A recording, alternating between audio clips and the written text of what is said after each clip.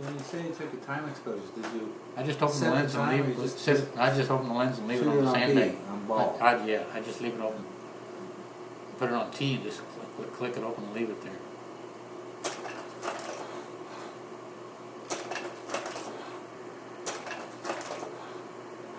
This is the Dongha ammo dump going up. This was taken with my big lens. That's probably, That big 600 millimeter lens? yeah. This is probably 20 miles away. This is our dump. This is our ammo dump at That Dongha must have going up. been Yeah. a sinking feeling. So to that's see that. look. Oh yeah. I mean, we could hear the explosions from up there. Could feel it. Oh yeah. And What did they hit it with? Mortars? yep. Or, So there's a wide shot of it. This would be like with a 50 millimeter lens. I don't suppose many people survived that. Not up close. But look at that. It'd be like the city of Camarillo going up. A lot of ordnance went up there. This is the village in Camarillo. Oh, wow. That these kids made. See what I have in my hand? Yeah, It's a rubber band shooter. yeah, And the kid on the right, he's got one. yeah. They thought that was the coolest thing. They all made these things. So I had my mom send me a bag of like 1,000 rubber bands. I went and gave it to these kids because they couldn't find rubber bands hardly anywhere. So they had a ball when I came down and gave them all these rubber bands. They thought that was great. I guess you must have established relationships with these. I mean, you knew them, right? Oh, They yeah. knew you. Yeah, Oh, a couple of cute little girls yeah. there. Who knows what became of them? You know.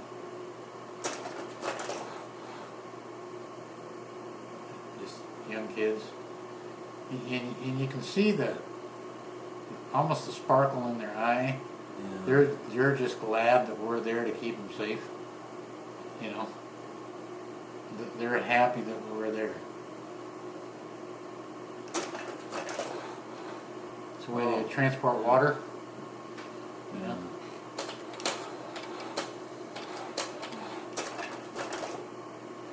These are high school girls. So they're in some kind of, that would be a traditional uniform designating a high school girl. Was there a Catholic presence there? Mostly Buddhist. There's those kids again. they're all giving me the tough look. This is kind of cool. This was near Christmas on Camp Carroll. And guess who's flying in on that helicopter? Don't tell me Bob Hope. No, Martha Ray. Martha Ray. Yeah. Yeah. Great. God bless her. Yeah. I take it back. I'm sorry. That is Bob Hope. Aha. That is Bob Hope. And in the black, that's Anne Margaret with the red hair. Yeah. Yeah. And Johnny Rivers. Yeah, this is the Razorback. This was with my telephoto because that's about 4 miles away. And those are 500-pound bombs being dropped by an airstrike on the hill there. There's a Phantom coming in, and you see he's released a bomb, that little speck? Oh, yeah. So he's making a bombing run now. He's released the bomb. Okay, now this is, the far side of that hill is Laos. And the white smoke is white phosphorus, and we use that for a spotter round. These are all 105 howitzer. Remember the first small howitzer? Okay, so they fired the spotter round. Who fires the spotter round? I called it in to the guys on Camp Carroll. Okay. They fired the spotter round, and I gave them correction. It was like 300 meters, whatever direction it was. Go ahead and fire the fire mission. So all the brown are high explosives going up, and that's exactly where the NVA were. We cleaned out probably a small company of NVA. They went up in dust. It looks like a structure. Yeah, there's probably a farmhouse out there. Yeah. This is the rock pile, that very sharp point, and that I spent a lot of time up there doing observation. They'd fly us up there. Remember I told you about when the helicopter was over the side? Right. It's on the right hand side of that point. Yeah. That's where it's laying up there. So how did you get down the helicopter? Only landed up there? helicopter. That's another view of the rock pile right there. Was there a landing zone It up there? couldn't land. You could put one wheel of the helicopter and you had to hover while you jumped out. So then to get back, you jump in, right? Yep. So the very very top of that. Montagnards. You asked for Montagnards. That's right. Typical. They almost had like a Peruvian clothing on. Different than the normal Vietnamese. None of the little, the coolie hats or any of that stuff. Tough people. Very tough people. There's Montagnards going alongside the road. They could carry their weight in packs. They'd carry as much as they could. Here's a very important thing. This was the Marine Corps birthday. We're celebrating the Marine Corps birthday at Camp Carroll, and we had, as in tradition, you have the oldest Marine and the youngest Marine present get to cut the cake, and we had a general present, and here comes the Marine Corps cake. We're all standing at attention, celebrating. That's okay. That's the Master Gunnery Sergeant there on the first, and then the third guy is the general.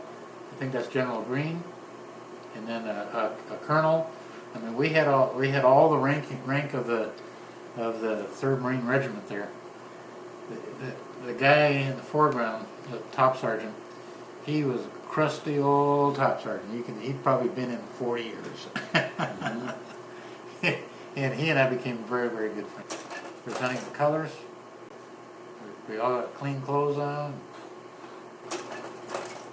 191st. Yeah. Birthday. Didn't get to see many generals up close like that very often.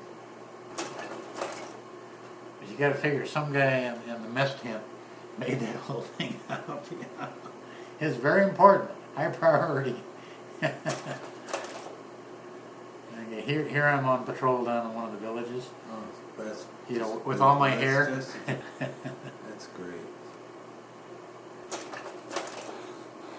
This could have been Operation Hastings, as I remember. We were out for about a month on this. Got all our gear on. And getting ready to go, showing off my hair. Yeah. The secret was to keep it covered, so none of the higher rankers would catch me and make me cut it off. So it was a game. It was how long can I get it before I get caught. So going on patrol. Taking a break. Now that kid's probably 5 or 6 years old, and he's asking for a cigarette. These kids may not live for another 2 years. You don't know what's going to happen. The kid probably spoke a little English, and the father there obviously spoke nothing. So he uses the kids to ask us for the cigarettes so that he can have some. See. Right. So, public relations. I mean, you did everything you can to try to keep the locals happy, right? Yep, giving Papasan a cigarette. So this made his day. So he's a happy camper now. The thing you usually tried to do on patrol is walk on the paths that the locals would walk on, where it's really worn. Because they didn't want to get blown up and they didn't want to blow up their own people. So if you saw the water buffaloes and the kids and everyone else walking down a well-worn path like that, chances are you're not going to get in trouble. So you try to stay on that. You didn't want to get too far off of it. So here we're in a village. There's kids there. So this was captured armament that we got off that patrol.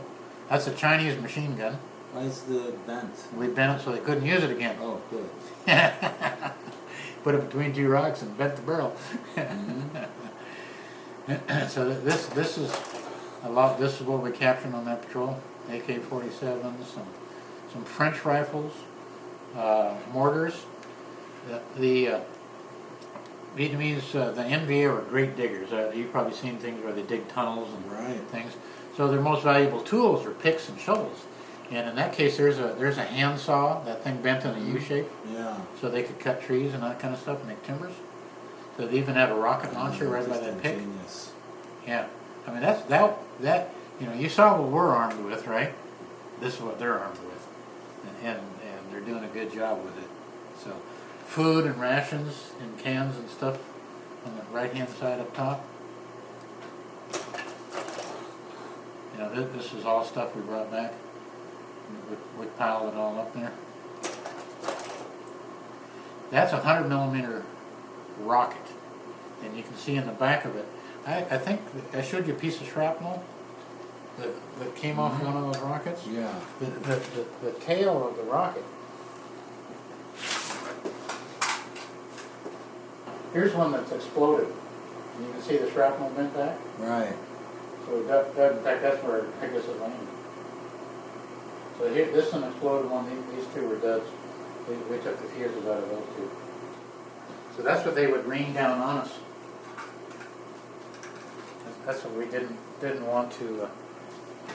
That's what we didn't want getting in our hole. That's what we dug those deep holes. That was our company commander, captain. Most of these are French 9mm automatics, and they look like junk, but they all work.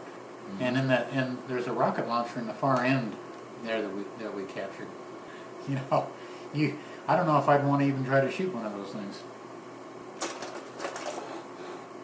Early versions of AK-47s, because they had the wood hand grip. You'll never see one of those. Not here in the United States. But the ammunition magazine clips, and see those woven baskets and stuff. You know, they didn't have backpacks like we did. That's how they packed their stuff, in the grass woven baskets and all that. Mortars. Medical kit.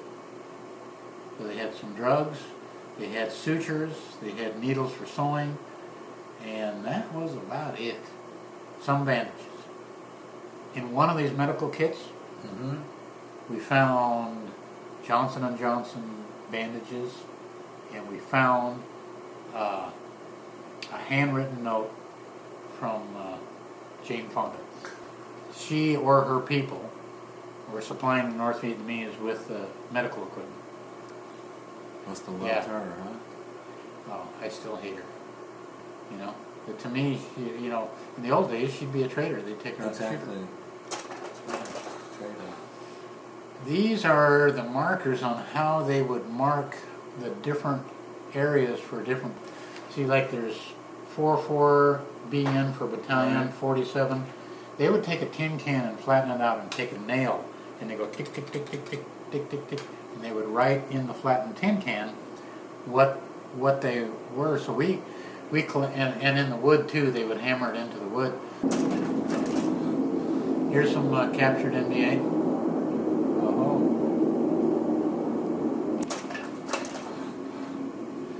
There's one. He had a wounded leg, and of course we treat him. He gets first class medical care from a real doctor. Okay, they sutured him up, stitched him up. They had to keep him blindfolded so he doesn't know what's going on. I wonder if he's alive today. You know, one of the 175 howitzers, Sunset. Yeah. I always thought this one was nice because the guy standing up here. This was a common sunset on Camp Carroll almost nightly when it wasn't raining. And here is when I came home. That's my homecoming. My sister did that drawing in the back of the helicopter. That's my brother Paul in the background, my sister Ann, and my dad. This is in Pasadena. So I went from that sunset you saw to here in about 30 hours. That's my mom and my dad. It's 1967? This would be in beginning of 68. Yep. So here I am, home from overseas.